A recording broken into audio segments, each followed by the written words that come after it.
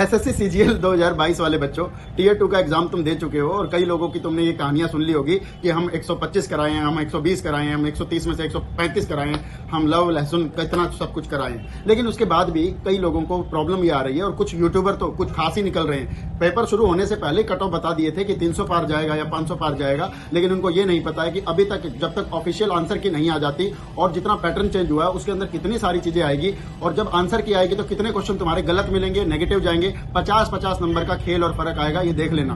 अब की बार जो दो नई चीज जोड़ दी थी वो पहली चीज थी कंप्यूटर। कंप्यूटर में इस बार बड़े फन्ने खा बच्चे बैठे थे, कोई बीसीए, कोई एमसीए, कोई बीटेक, कोई एमटेक, और 20 क्वेश्चन मात्र कंप्यूटर के आए थे 60 नंबर के, और लोगों को 10 या 7 या 8 क्वेश्चन करने भी भारी पड़ गए। अबे क्या कंप्यूटर पढ़ते हो? और लोगों ने, मास्टरों ने कितनी बड़ी बड़ी पीडीएफ जारी की थी कि भैया इन्हीं में से आएगा, इन्हीं में से आएगा। लास्ट में 2-2 क्वेश्चन शेयर करते हुए नजर आए कि मेरी पीडीएफ में से आया, मेरी पीडीएफ में से आया है। ध्यान से सुन लो, कंप्यूटर को शुरू से पढ़ना है तो बेसिक्स की जानकारी रखो, क्योंकि अब डिपार्टमेंट को सिर्फ अधिकारी और इंस्पेक्टर राज नहीं चाहिए। कंप्यूटर पे बैठने वाला वो इंसान चाहिए जो टेक्नोलॉजिकली सेवी हो, स्किलफुल हो, टेक्नोलॉजिकली बढ़िया काम करेगा। और साथ में टाइपिंग टेस्ट भी लगा दिया। टाइपिंग टेस्ट में जब तुम्हें पता है हर साल एक ही चीज की कमी आती है कि उनके पास जो कीबोर्ड होता है वो कीबोर्ड पे अक्षर ठुकते नहीं है, और ठुकते नहीं है तो आपको ये तैयारी पहले करके चलनी चाहिए थी। बाद में तुम विधवा विलाप करते हो, बाद में तुम छाती पीटते हो, उसका कोई फायदा होगा या नहीं? तो इसी बार के तौर पर 3.5 लाख या 3,60,000 बच्चों को एडमिट कार्ड भेजे गए थे, और इनमें से 2 से 2.5 लाख बच्चे भी अगर पेपर देने गए हों तो मैं दावे के साथ कह सकता हूं 50,000 तो कंप्यूटर में पारंपार हो जाएंगे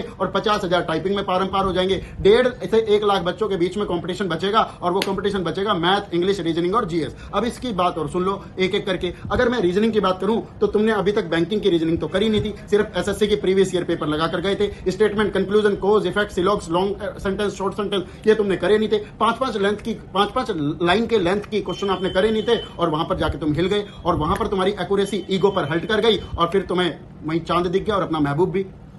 दूसरी बात, जब आप मैथ करने बैठे तो मैथ के वो क्वेश्चन मैच करने लगे जो तुमने प्रीलिम्स में दिए थे, वही तुम्हें मेंस में दिखाई दे रहे थे। अब तुम प्रैक्टिस तो कर गए बड़े ही जहरीले सवाल, और आ गए यहाँ पे नागिन देवता के अंडे समान क्वेश्चन। अब यहाँ पर दिक्कत आती है। इंग्लिश के अंदर तुमने ग्रामर पढ़ ली, वोकेब पढ़ ली, इधर की किताब उधर की किताब, काली पीली नीली पिंक, सब कुछ पढ़ लिया, लेकिन कॉम्प्रिहेंशन पर सबसे ज्यादा मैटर आ गया। और हम कई बच्चों को देखते हुए, सुनते हुए देखे थे कि वो नोटिफिकेशन देखकर बैठे थे एसएससी का, जिसमें लिखा हुआ था कि एक एडिटोरियल आएगा, एक रिपोर्ट आएगी और एक करंट अफेयर से रिलेटेड पैसेज आएगा, और वही का वही पैसेज 20 नंबर के आसपास का आया, और ऑप्शन इतने शानदार दिए कि चाइनीज ऑप्शन थे, चारों ऑप्शन एक जैसे लग रहे थे। पैराग्राफ जिसने ध्यान से नहीं पढ़ा था वो कर ही नहीं पा रहा है। अब जब बच्चा पेपर देके बाहर निकला और ऑटो में बैठा बैठा एक बच्चा दूसरे बच्चे से कह रहा है हमने तो इसका ये आंसर भरा था, तो अब देख रहा ना भाई मेरे में तो ये था, मेरे में तो ये था। बाहर निकलते निकलते कई बच्चों के तो 10 सवाल गलत हो गए। अब कल जब आंसर की आएगी तो पता लगेगा कितने पानी में तुम हो। और लास्ट में बात कर लेते एक बार जीएस की। जीएस को तुम जीएस तो समझ ही नहीं रहे हो, तुम तो समझ रहे हो किसी एक किताब से पेपर आएगा। उस किताब को तुमने एक बार पढ़ा है तो याद थोड़ी ना होता है, उसको तो रीडिंग बोलते हैं। अंडरलाइन करने को भाई साहब रीडिंग बोलते हैं, लर्निंग नहीं कहते। और 4 बार पढ़ने की तुम्हारी औकात नहीं है। अगर तुम 4 बार उसको पढ़ भी लोगे